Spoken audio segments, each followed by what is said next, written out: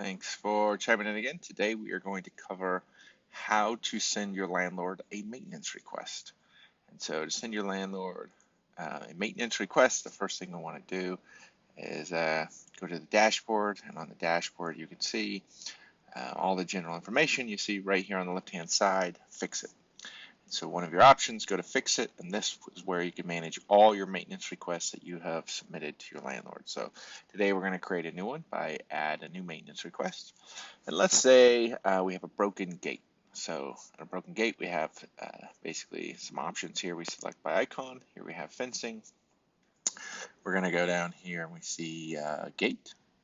We're going to say the gate is broken. And so in addition, if there's more details we want to submit, we can write in, the gate won't work.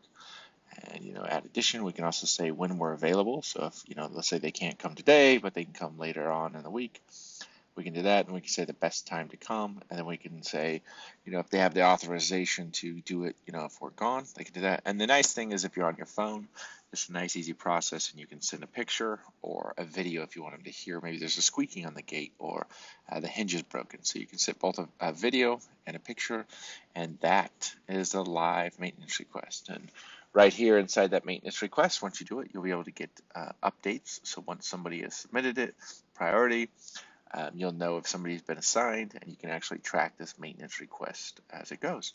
And then let's say you haven't got any updates and you want to just message about this maintenance request.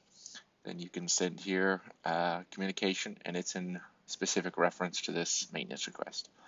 And so your landlord will get that. And when they respond, you'll be able to get notifications.